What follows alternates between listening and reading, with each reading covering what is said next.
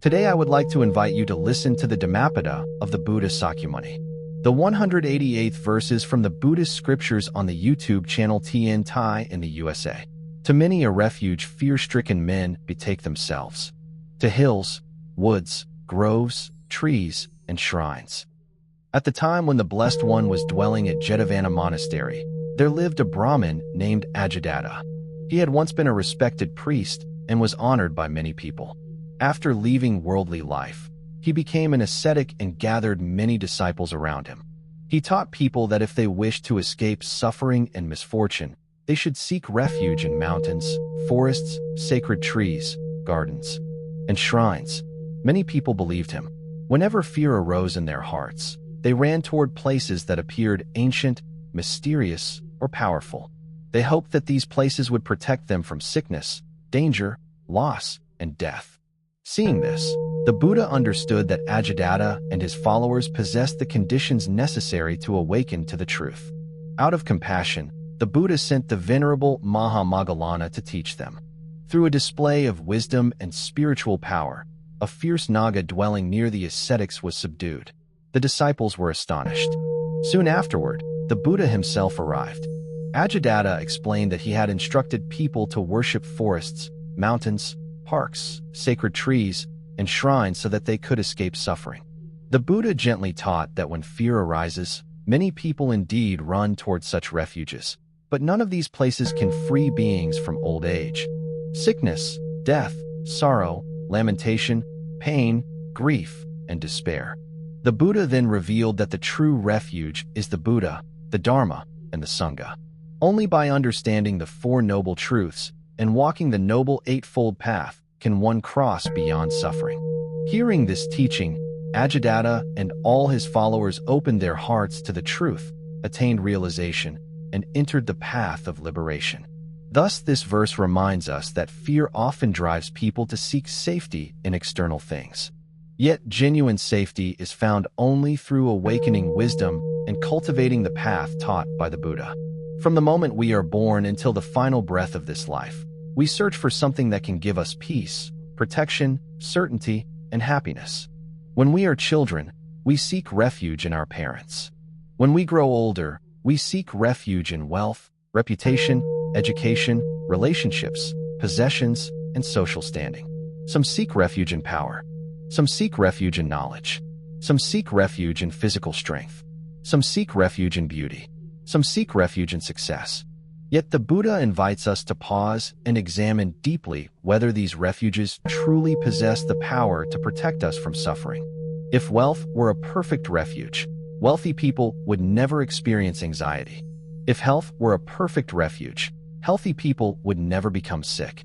If youth were a perfect refuge, youth would never fade. If relationships were a perfect refuge, separation would never occur. If worldly success were a perfect refuge, successful people would never experience disappointment. Yet throughout the world we see that all conditioned things are subject to change. Whatever arises will pass away. Whatever is gathered will disperse. Whatever is built will eventually decline.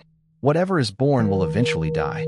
Therefore the Buddha teaches us not to place our ultimate trust in things that cannot remain.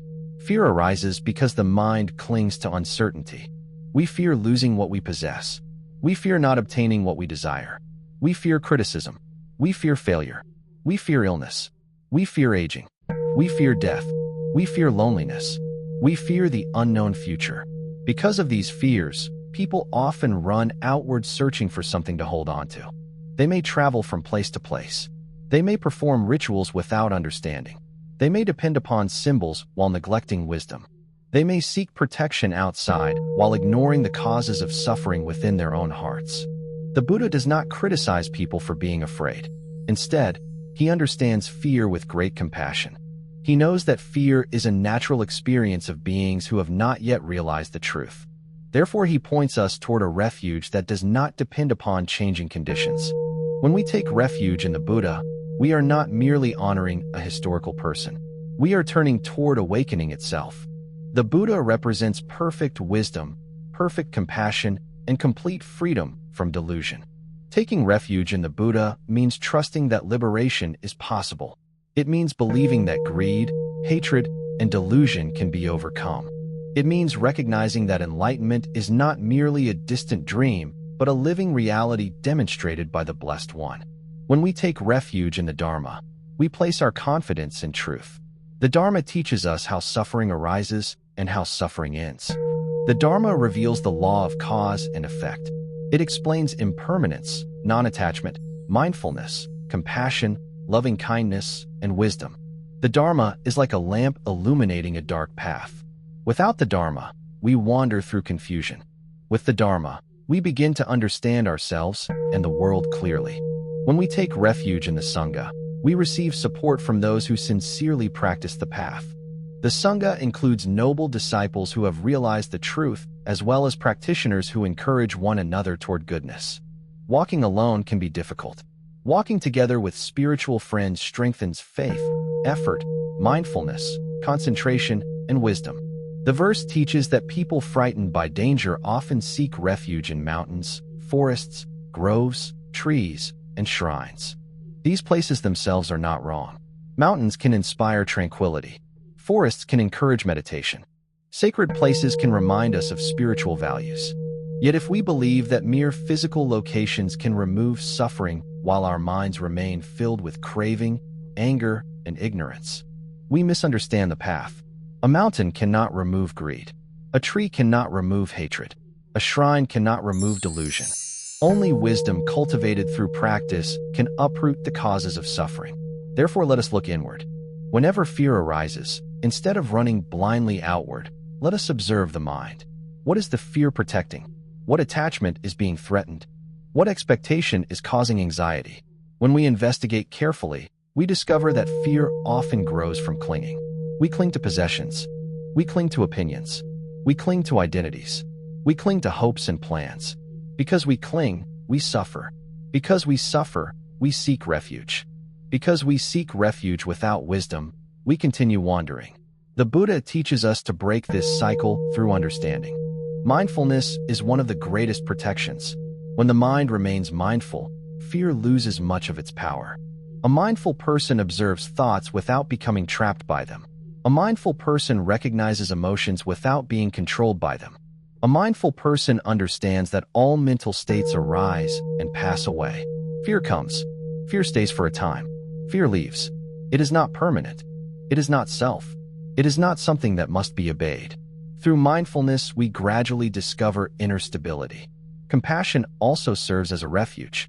When the heart opens to the suffering of others, selfish fear begins to soften. We realize that all beings experience uncertainty. All beings wish to be safe. All beings seek happiness. Understanding this truth, we cultivate kindness instead of hostility. We cultivate generosity instead of selfishness. We cultivate forgiveness instead of resentment. A compassionate heart becomes spacious and fearless. Wisdom is the highest refuge because wisdom sees reality as it truly is. Wisdom understands impermanence. Wisdom understands karma. Wisdom understands dependent origination.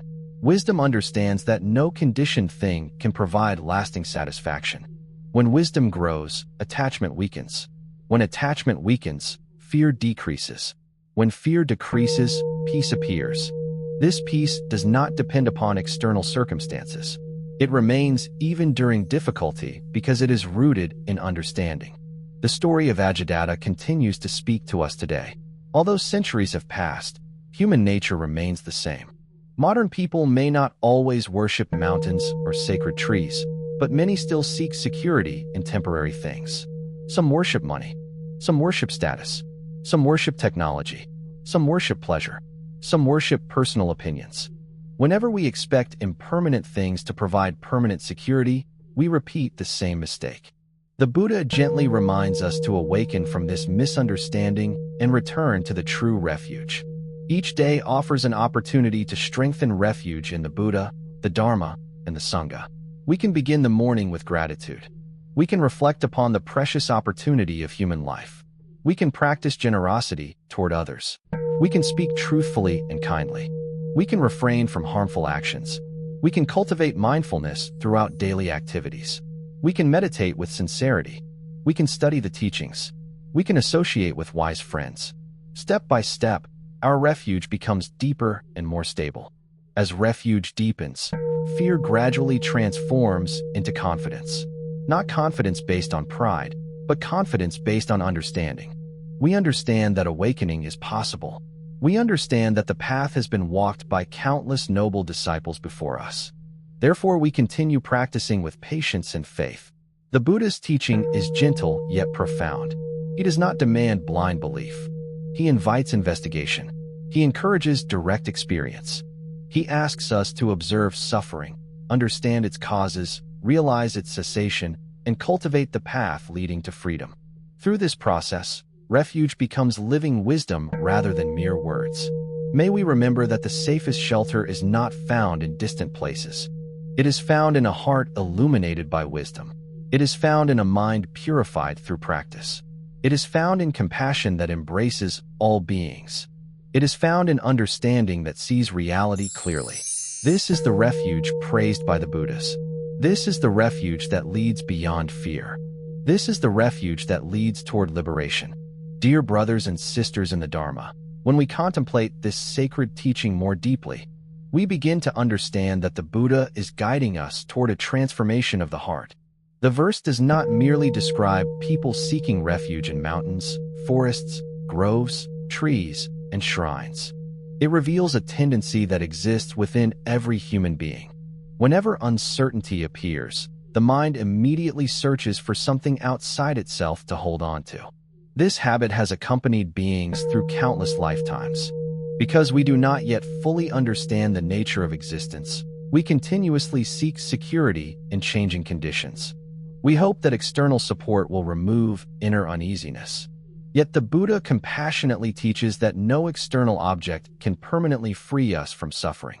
True freedom arises when wisdom awakens within the mind itself. The world is filled with things that appear dependable. Wealth appears dependable because it can provide comfort. Power appears dependable because it can influence circumstances. Relationships appear dependable because they offer companionship and affection. Knowledge appears dependable because it helps us navigate life. Yet every worldly refuge possesses limitations. Wealth cannot prevent aging. Power cannot prevent death. Relationships cannot prevent separation. Knowledge alone cannot remove greed, hatred, and delusion. The Buddha encourages us to recognize these limitations, not so that we become discouraged, but so that we may place our trust in something deeper and more enduring. Many people spend their lives chasing after conditions that they believe will finally make them secure. They think that one more achievement, one more possession, one more success, or one more recognition will bring lasting peace.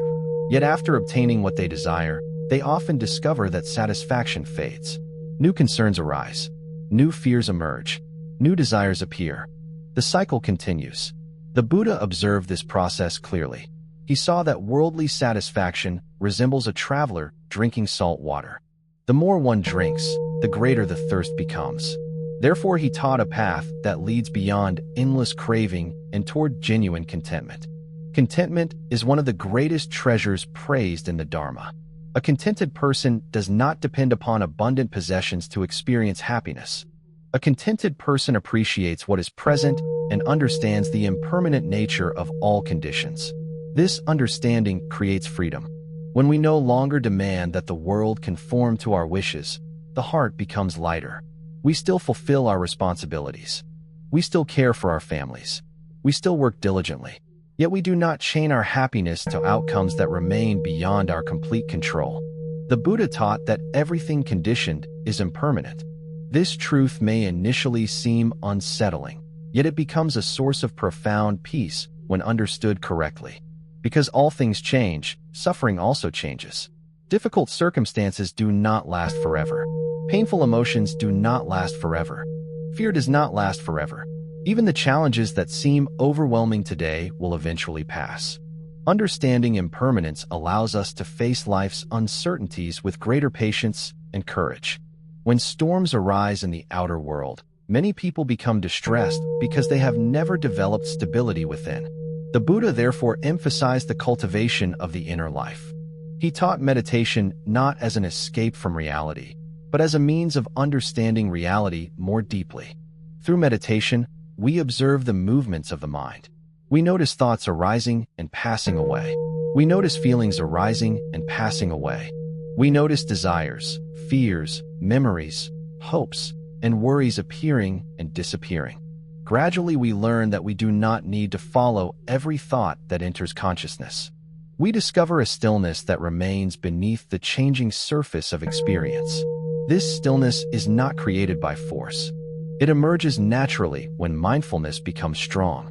Mindfulness means remembering to remain present. It means observing experience without becoming lost in reaction. A mindful person understands what is occurring within the body and mind at this very moment. When happiness arises, mindfulness knows happiness. When sadness arises, mindfulness knows sadness. When fear arises, mindfulness knows fear. Through such awareness, wisdom develops. Fear often becomes powerful because we resist it. We do not want to feel vulnerable. We do not want uncertainty. We do not want discomfort. Yet resistance frequently strengthens the very experience we hope to avoid. The Buddha teaches another way. He encourages us to observe fear with patience and understanding. We ask ourselves what fear is trying to protect. We investigate its causes. We observe its changing nature. As wisdom increases, fear gradually loses its grip. Imagine a traveler walking through a forest at dusk. In the fading light, he sees a shape upon the ground and believes it to be a dangerous snake. His heart races. His body trembles. Fear overwhelms him. Yet when the sun rises, he discovers that the object is merely a rope. Instantly, the fear disappears. What changed? The rope remained the same. The forest remained the same. The change occurred in understanding. In a similar way, many of our fears are strengthened by misunderstanding. When wisdom illuminates reality, unnecessary fear dissolves. This does not mean that wise people never encounter difficulties. The Buddha himself experienced criticism, illness, and countless challenges. His enlightened disciples also encountered hardships. The difference is that they met these circumstances with understanding rather than confusion. They understood that suffering is part of conditioned existence. They accepted reality without resentment. They responded with wisdom and compassion. Because of this, their minds remained peaceful even amid changing conditions. Compassion occupies a central place in the path to true refuge. A fearful mind often becomes narrow and self-centered. It focuses exclusively upon personal concerns. Compassion expands the heart beyond these limitations. When we sincerely wish for the welfare of others, we begin to recognize our shared humanity. Every person experiences joy and sorrow. Every person faces gain and loss. Every person encounters praise and blame. Every person confronts aging, illness, and death. Recognizing this common experience softens the barriers that separate us. The practice of loving-kindness is especially powerful. Loving-kindness means sincerely wishing that all beings may be safe, peaceful, healthy, and free from suffering.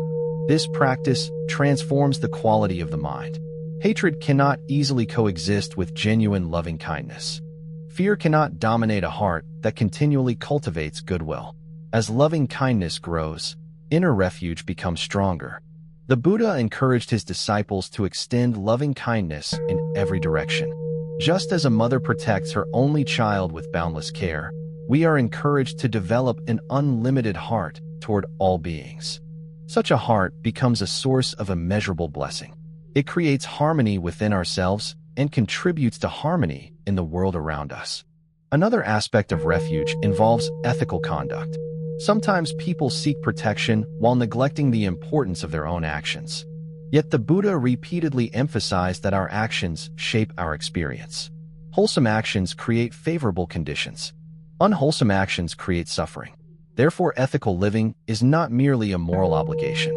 It is a practical foundation for peace of mind. When we refrain from harming living beings, the heart becomes gentler. When we speak truthfully, the mind becomes clearer. When we practice generosity, attachment weakens. When we avoid harmful behavior, remorse diminishes. Ethical conduct creates a stable foundation upon which meditation and wisdom can flourish. Many people desire peace, yet they overlook the causes that produce peace. The Buddha teaches that peace is not a random gift bestowed upon a fortunate few. Peace arises from causes and conditions. When we cultivate kindness, peace grows. When we cultivate mindfulness, peace grows. When we cultivate wisdom, peace grows. When we cultivate generosity and ethical conduct, peace grows. Understanding this principle empowers us to take responsibility for our spiritual development. The law of karma provides profound encouragement.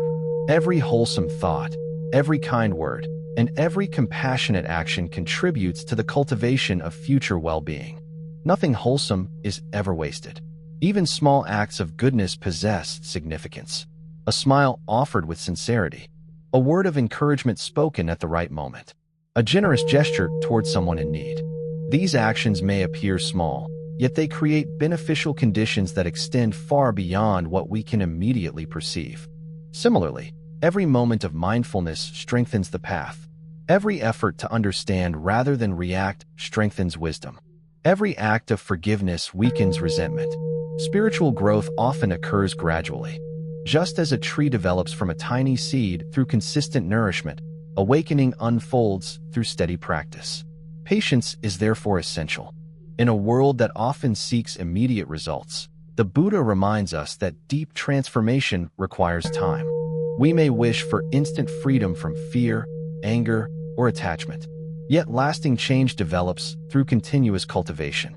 Patience protects us from discouragement. It allows us to continue practicing even when progress appears slow. The image of a mountain can help us understand this principle. A mountain is not formed in a single day. It emerges through countless natural processes occurring over vast periods of time. Likewise, the qualities of wisdom, compassion, and inner peace develop through repeated practice. Every wholesome effort contributes to the formation of spiritual strength. The Buddha often described the mind as a field. Whatever seeds we plant will eventually bear fruit. If we plant seeds of anger, anger grows. If we plant seeds of greed, greed grows. If we plant seeds of kindness, kindness grows. If we plant seeds of wisdom, wisdom grows. Understanding this truth encourages us to become careful gardeners of our own hearts. Each day provides opportunities to choose which seeds we will nourish. When difficulties arise, we can cultivate patience instead of irritation. When misunderstandings occur, we can cultivate compassion instead of judgment. When uncertainty appears, we can cultivate trust in the Dharma rather than surrendering to fear. These choices gradually transform the character of the mind. The Buddha's path is practical because it begins exactly where we are. We do not need perfect circumstances to practice. We do not need a life free from challenges. Every experience can become part of the path when approached with awareness. Joy teaches gratitude. Sorrow teaches compassion. Success teaches responsibility. Failure teaches humility. In this way, life itself becomes a teacher. As we continue reflecting upon this verse, we realize that the deepest refuge is not found through escape from the world. It is found through understanding the world correctly. The Buddha does not ask us to hide from reality. He invites us to awaken within reality. Through wisdom, compassion, ethical conduct, mindfulness, and meditation, we gradually discover a refuge that cannot be shaken by changing conditions. When the heart is grounded in Dharma, external circumstances lose their power to dominate our inner peace. Gain and loss come and go. Praise and blame come and go. Pleasure and pain come and go. Success and failure come and go. Yet wisdom remains. Compassion remains. Mindfulness remains. These qualities become our true shelter. May we therefore continue cultivating the refuge of awakening. May we strengthen faith through understanding. May we deepen wisdom through practice. May we expand compassion toward all beings. May we walk steadily upon the noble path. And may the light of the Dharma guide us beyond fear, beyond confusion, and toward the peace that the Blessed One revealed for the benefit of all living beings. Nama Amitabha blessed to all. I hope to bring this merit towards all disciples and sentient beings, all of whom will attain Buddhahood. Please click like, share, and subscribe to help me grow my YouTube channel. Thanks you for watching my video.